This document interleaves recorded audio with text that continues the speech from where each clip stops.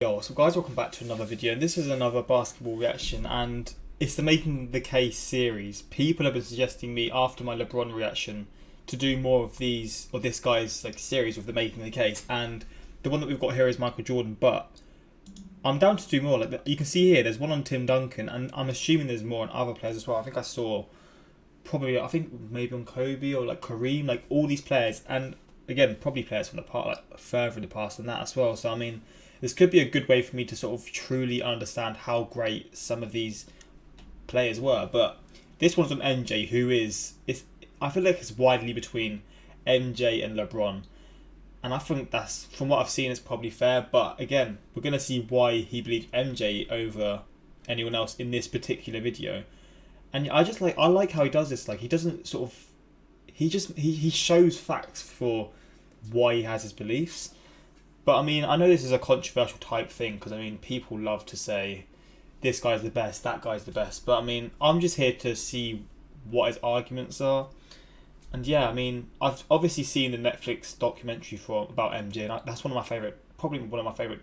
I think it's probably my favorite sports doc ever. I really enjoyed it, and so I do know a lot more about him, and that did actually sort of trigger my real interest into MJ as a person. But I mean, this is the Making the Case series. We're going to check this out and see what he has and what he says about his career. So without further ado, let's get into this. Basketball is special. The size of the court and the lack of pads or helmets give fans the most intimate experience of a team sport that exists. And because of the different styles that basketball allows for, players develop their own distinct identities and signature styles through their creativity, flair, and athleticism. And although no player succeeds alone, the scoring volume and two-way nature of the sport give individual stars a nearly unprecedented amount of control over the flow and outcome of a game. For this reason, players are constantly compared to their peers and to the legends of the past in order to answer the most hotly contested question in the sport: who's the greatest to ever do it? For many, the question is redundant. They believe in only one right answer, their answer. Others might have their own personal stance, but acknowledge one or two alternatives. But I believe that there's much more nuance to the question of greatness and more answers to it than you might think. By my count, there are 8 players in NBA history that have a substantial claim as the GOAT. It's a subjective thing though. I can't give you a definitive answer. All I can do is make the argument. So today, I'll be making the case for Michael Jordan as the greatest basketball player of all time. Here we go. The LeBron one was incredible, so I'm really interested to see how he sort of makes the case for MJ in this one, man. And hopefully I'll learn things that I don't know about him, because again, I know a lot about his successes in the sports, because I do, like, again, I've looked into a lot more of his career than a lot of other players. But still, I really hope I find out some new things about him, man. Well, what can I say? What on earth can I say about Michael Jordan's case as the greatest basketball player to ever live that hasn't been said before? What do you think I'm going to talk about that didn't get covered in the 10-hour documentary that premiered at a time when there was no other sports content? That's true. There's no forgotten game that I can tell you about that shows just how good Jordan was. We've all seen those games. Every possible angle of the Michael Jordan case has been dissected inside and out. There are no original takes when it comes to the subject. Michael Jordan is a ubiquitous figure in large part because he was and is a brand. And what do American advertisers love more than a good brand? The good people at McDonald's, Nike, Gatorade, and the NBA itself succeeded in making sure that damn near everyone in the world knew that Michael Jordan played in the NBA and that he was a winner. I mean, honestly, when you see the number 23 anywhere, don't you immediately think of Michael Jordan? I mean, even if you're a LeBron fan, you have to admit that that is Michael Jordan's number. And the craziest part about the Jordan experience is that as he became a global icon, he did nothing but continue to deliver the goods. What iconic moment can I show you that you haven't already seen 100 times? His cradle dunk in college, the game winner in the '82 NCAA championship, the free throw line dunk, pouring in a record 63 points against the '86 Celtics, the shot, his spectacular move, the shrug, the double nickel against the Knicks, the flu game, passing to Steve Kerr for championship number 5. These are sequences and moments burned into every basketball fan's consciousness. Every one of those moments served to propel Jordan higher and higher in the cultural zeitgeist until he was one of, maybe, the 5 most famous human beings on the planet. And yet, the inevitable passage of time has eroded the consensus around Jordan's GOAT status, especially with younger people who might not have been alive to see him play. That's not to say that there aren't young people who don't see him as the GOAT, but it's not as airtight as it once was. Now, I'd hate to speculate on behalf of an entire generation of basketball fans, but here I go anyway. I was 516 days old when Michael Jordan won his last championship. I can't remember much about it. And I think that people who didn't live through Jordan's prime are a little tired of hearing how great he was. Of course, people want to be alive to see greatness.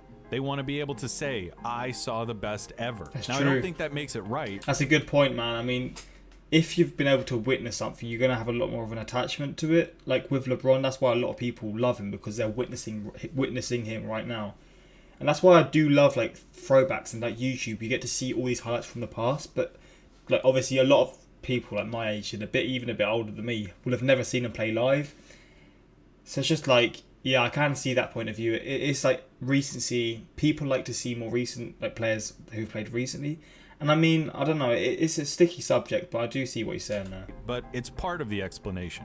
The other So part is that good, Jordan's guys. celebrity seems to cloud everything he did. At times, it feels almost like propaganda. How many times have you seen this? Some basketball account on Twitter or somewhere on the internet celebrates the anniversary of something that, say, Wilt Chamberlain did. And in the comments, somebody says something like, Wilt Chamberlain, the most dominant player I ever saw. And then someone comes back unfailingly and says, in all caps, did you never see Michael Jordan play? It's not just that you have to acknowledge Jordan as the GOAT, it's that you cannot talk about the merits of anyone else's case. The internet would have you believe that Michael Jordan won every game he played and made every shot he took. It's true. And that kind of talk breeds resentment from people who want to appreciate other players' accomplishments. Because he wasn't perfect. He didn't win every game. He didn't make every shot. And you can have a debate about who the greatest of all time is. Clayton, what the heck, dude? I thought this was supposed to be a video about why he is the GOAT. It is. All of that is just to say that that's how this is going to go. I'm not going to try to convince you that he was perfect. Because if you can separate the legend and the basketball player, it's more than enough. Oh, and by the way, we're going to ignore his Wizards career as much as we can. It's just the right thing to do. Just how bad was his time at the Wizards then? Because I've not really touched upon this. I've not really looked into it, any gameplay of it. But firstly, it looks very strange in that jersey. But like, how did it go for him? Like, and how long was he there for as well? Because again, I don't really know much about his time there. So, Michael Jordan, the basketball player. What do we have? In 13 seasons with the Chicago Bulls, Michael Jordan was a 6-time champion, 6-time Finals MVP, 5-time regular season MVP, a 12-time All-Star, was selected to 10 first-team All-NBAs, made second-team All-NBA in his rookie season, was the Defensive Player of the Year in 1988, had 9 All-Defensive first-team selections, Oh my god. was a 10-time scoring leader, and in college won the 1982 NCAA championship and was named the 1984 NCAA Player of the Year. He's winning everything for him. Without a word of analysis or commentary, that resume is screaming about one of the most decorated and successful basketball players in history. Jordan's case is related to Kareem Abdul-Jabbar's in that you can pick from just about any criteria you want to, and you'll find enough evidence to support his reputation. First and foremost, Jordan might well be the greatest scorer in basketball history. Ignoring his 2 years with the Wizards, Jordan's scoring average was 2 years. 31.5 points per game. Michael Jordan Scoring average was 31 points. How mad is that? That is... The scoring average of that. That's ridiculous. in a Bulls jersey scored more points on an average night than any other player ever. Including his Wizards tenure, he averaged 30.12 points per game. Wow. Still the highest of any player ever, beating out Wilt Chamberlain by a few decimal places. The style of Jordan's play was only matched by the substance of his game. Every ounce of athleticism that brought comparisons to Dr. J was matched by footwork that could only be seen in players like Hakeem Olajuwon. His acrobatic layups are underscored by his unerring technique and diligence that make him a case study in fundamentals. At his peak, he tortured guards in the post, eluded big men with his electric first step, developed into the best mid-range scorer of all time, and ran Phil Jackson's triangle for all it was worth. He had nearly every offensive facet of the game in his toolbox, and he pulled out that toolbox every night. He has the highest usage rate of all time, scoring in volume on a nightly basis. But he also pushes advanced metrics and efficiency stats to their breaking points. He has the highest player efficiency ranking ever, the highest offensive box. What is this? He does this all the time. I couldn't hold a basketball like that. I mean, my hands are probably too small. Is he able to do this because of his the size of his hands? Because he just sort of holds it and he just sort of puts it around. And I don't know how he does that. I've not really seen any other players. I may have seen one or two here and there who play like that. It's like he's in the Matrix or something Plus like that, minus man. ever. The 5th most win shares. The most win shares per 48 minutes, an outstanding true shooting percentage, and so on. It is unfathomable to me that Jordan combined such unprecedented volume with such pristine efficiency.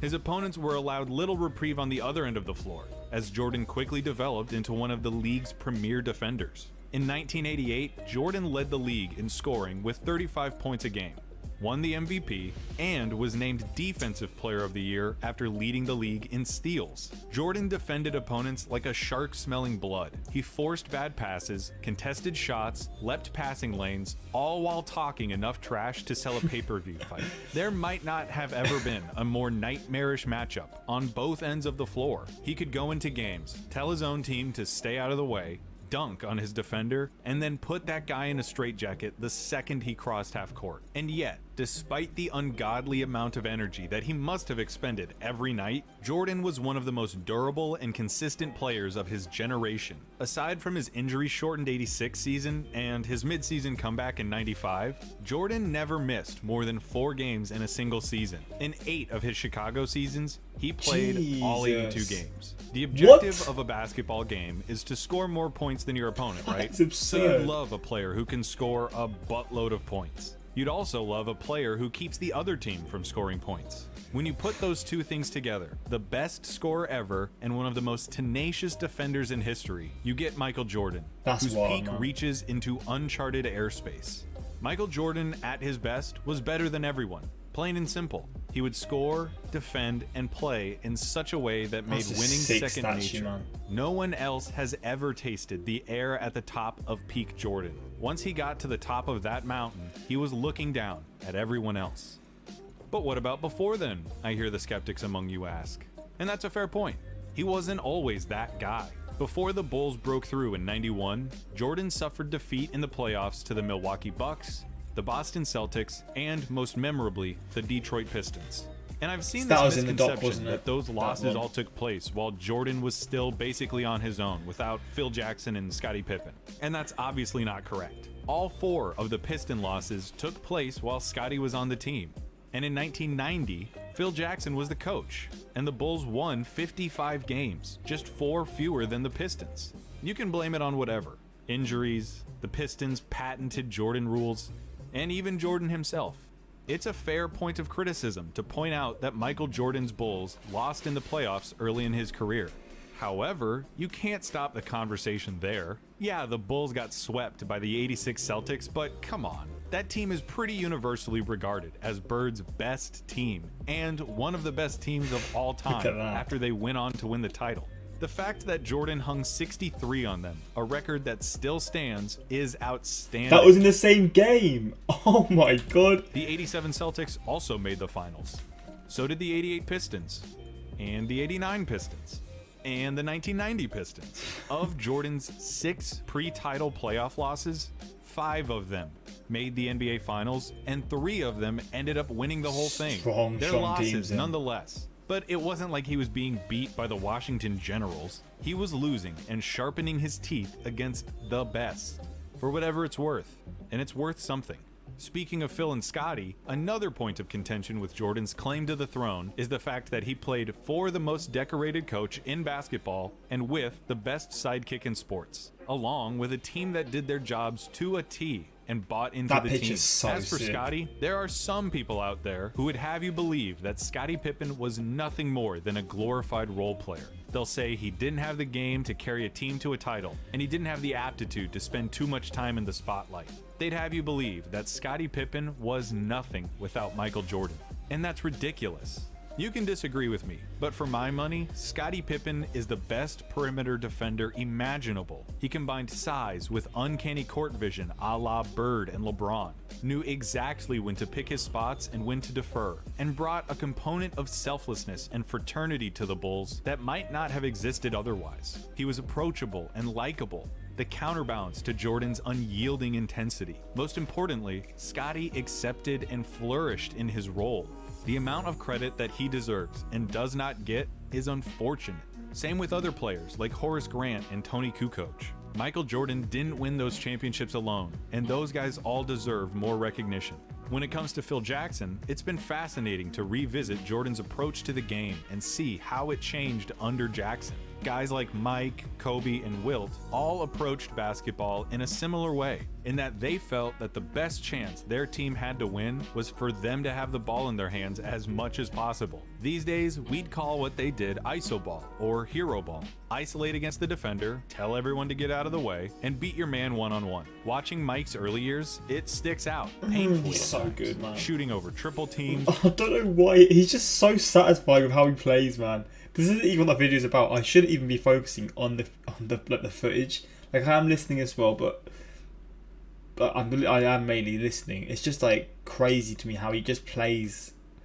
Again, I said it's already like he's in the Matrix or something like that, man. isolate against the defender, tell everyone to get out of the way, and beat your man one-on-one. Watching Mike's early years, it sticks out painfully at times. Shooting over triple teams, refusing to give the ball up, even if a teammate had an open look.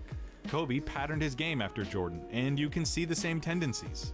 Wilt was, of course, a prolific scorer and record setter in his own right, and did so in a manner that gained him the reputation of being selfish. But with Jackson's philosophical influences, the triangle offense, and a stellar supporting cast, Jordan learned to dial those tendencies back and perfect his game, resulting in one of the most dominant stretches any athlete has ever had in their sport. Of course, he still had the stuff to go and win his one-on-one battles, but he walked the line as well as anyone ever has. Kobe did the same thing. He won 3 championships with Shaq at the beginning of the decade of the aughts, and finished the decade with back-to-back championships. Now, who was Kobe's coach during those championship years?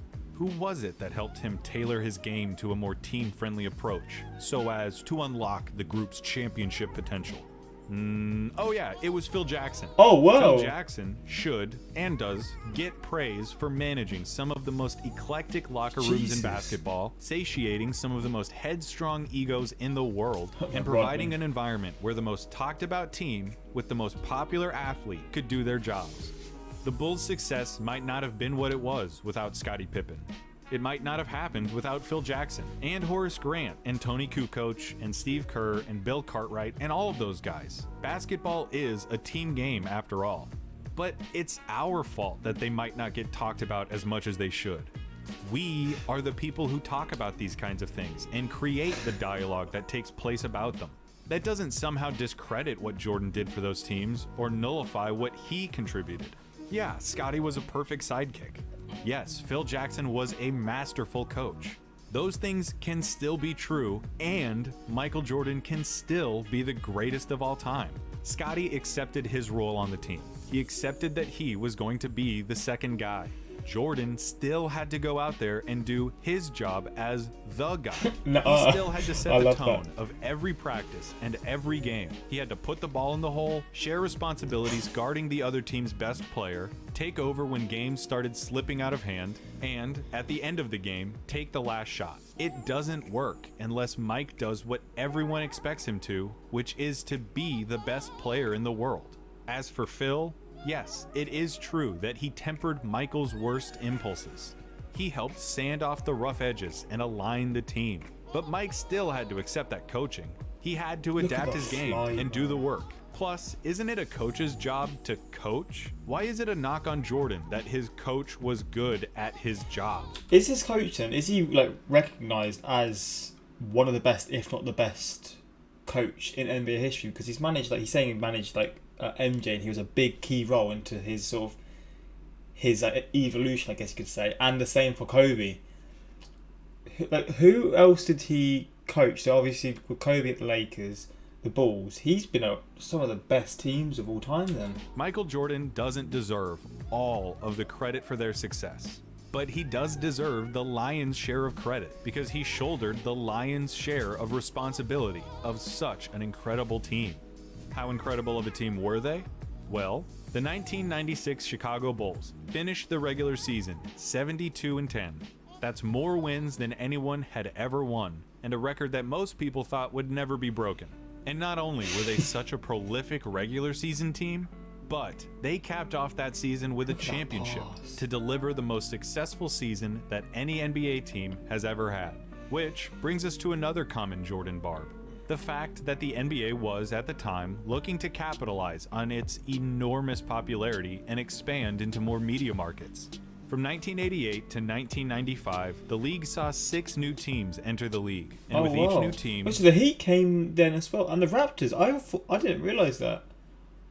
I would have thought a lot of these teams were like from years before, but that's something I didn't actually know about. The talent pool of the league got a little more diluted and a little more diluted. As far as I'm concerned, this is a perfectly valid point to bring up when discussing whether or not 72 wins validates the 1996 Bulls as the best basketball team of all time. I don't think it disqualifies them in the same way that I don't think that just taking 72 wins at face value automatically puts them at the top. But when people try to say that Michael Jordan played in a weak era or didn't face tough competition, it makes me want to pull my teeth out with pliers. We know who Jordan was losing to, so who is he beating once his reign began? John Starks, Charles Oakley, and Patrick Ewing on the New York Knicks, the Bad Boy Pistons, Magic Johnson, Clyde Drexler, Dominique Wilkins, Charles Barkley, Alonzo Mourning, Larry Johnson, Tim Hardaway, Shaquille O'Neal, Penny Hardaway, Gary Payton, Shawn Kemp, Chris Webber, John Stockton, Karl Malone, and Reggie Miller. Basically every relevant basketball player from the 1990s beside David Robinson and Hakeem Olajuwon.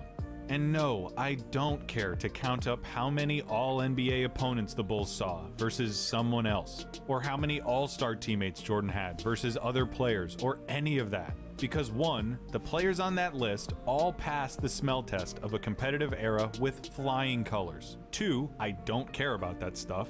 And 3, because, like I have said and will continue to say, everybody has advantages. Everybody. You become great by capitalizing on the moments when everything lines up for you. You seize the opportunity and press the advantage. So what if the Bulls were expected to win?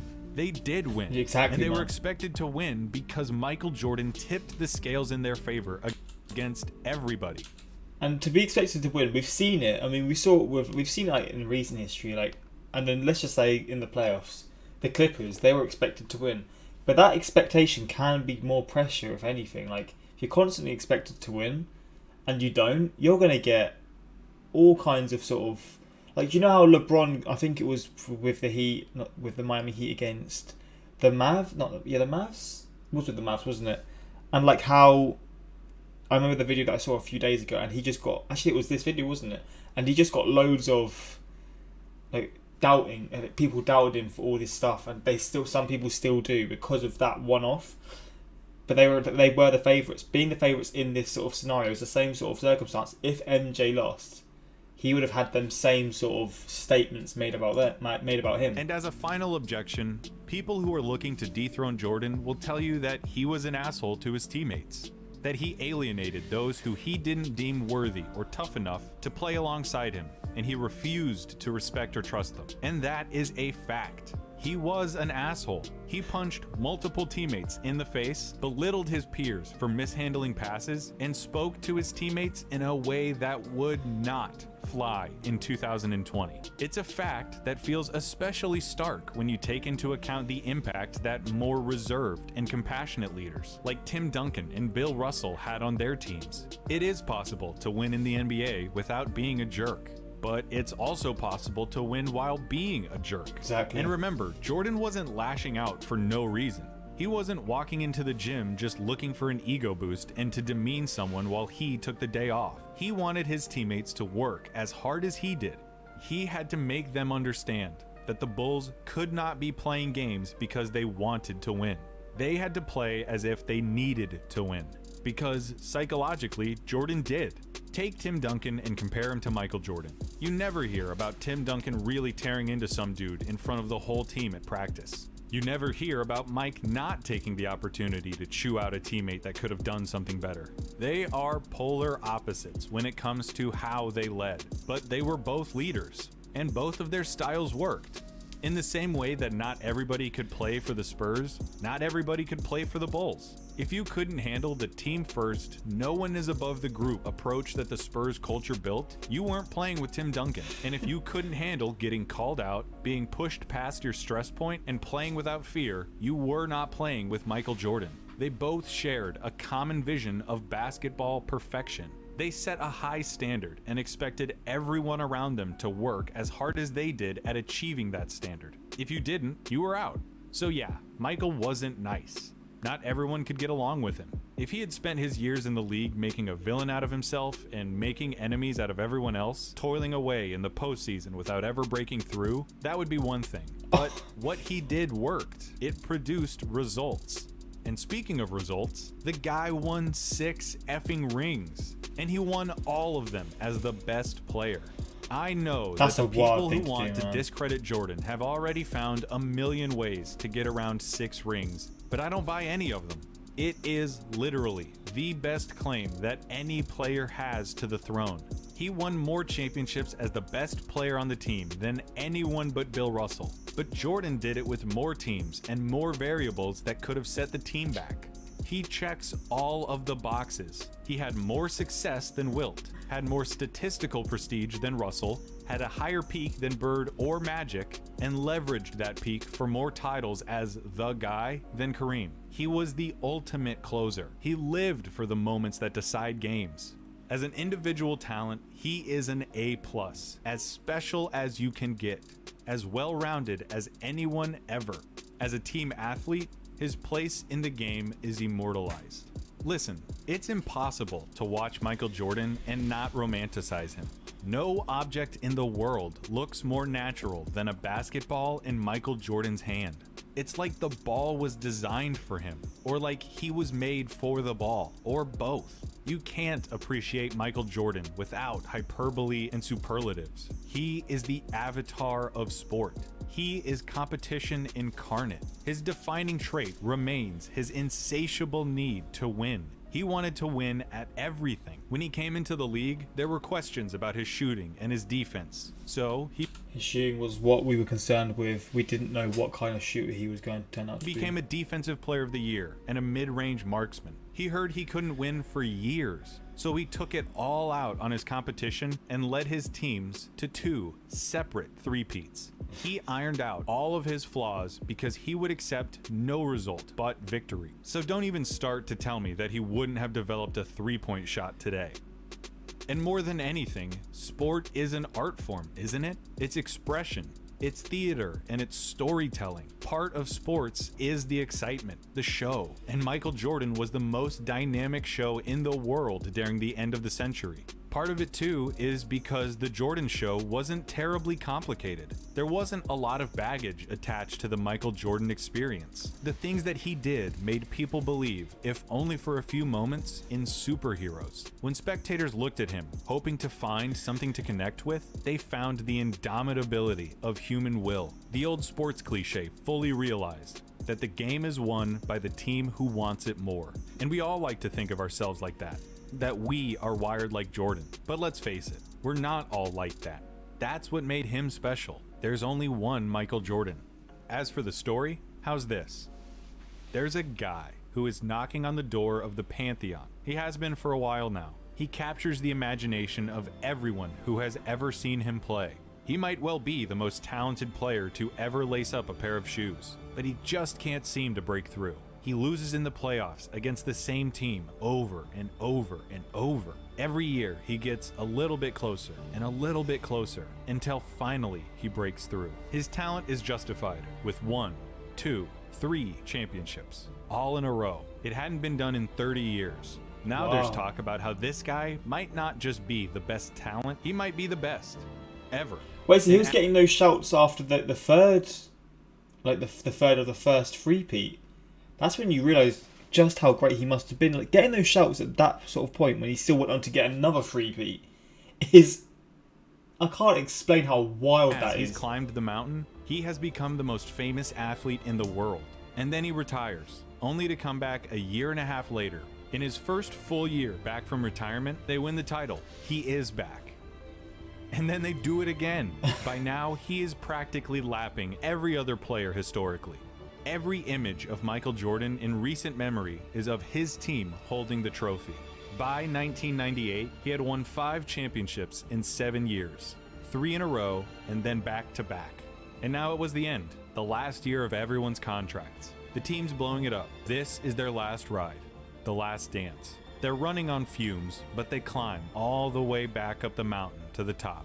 They're back in the finals. The target on their backs has never been bigger. The pressure has never been heavier. In Game 6, on the road, looking to wrap up an unprecedented second three-peat in a game with more people watching than in any other game, it goes down to the wire. The Utah Jazz won't go away. Unfortunately for them, they're playing against Michael Jordan, who saved his best for last. Here is Michael Jordan's final shot as a Chicago Bull. That was his last... Wait, that was his last shot? What? Oh my Jesus Christ. And I mean, wow. What a video. I mean, I can now understand why you guys want me to react to all of these videos. Like the Bill Russell one, this could be a good one for me because again, I know how many championships he's won. It's scary how many he won. But I'd actually like to look at him as his career and as a player. And this series could be the best way to do that. Same with Tim Duncan, who's obviously a lot more recent. And other players as well. Like, yeah, I mean, I'm interested and excited to get into this series. As long as you guys continue to enjoy it. So, I mean, if you're at this point in the video, suggest down below what you would like to see. Or which one you'd like to see next. And also leave a like. It would mean a lot for me. I can't talk. Mean a lot to me. Never heard of this Jordan dude, but I guess he's pretty good at the basketball thing. Damn, Clayton really decided to save Scalabrine for last though. I need to look at this Scalabrine. He always gets memed, or he used to always get memed in my comments. Is he like the olden day fucking Caruso? This guy convinced me that Tim Duncan is a GOAT. I think he's going to make me think MJ is truly a god. I was looking forward to more than any Marvel movie released in the past decade. I don't know, Tim Duncan opening his eyes wide, it sounds really scary to me. You keep not mentioning his days with the Wizards, however it only dropped his points per game by 4. That's actually wild. I was thinking when he said that his days at the Wizards would have been like terrible, like awful. Then he said he averaged 30 points there and I'm like, what? He was still averaging more than most 23-year-olds in the league at the time. Just something to keep in mind. Unreal, man. Unreal. Wait, let's actually search for that. When did MJ retire? 2003. Wait, career in 1998 and 2003.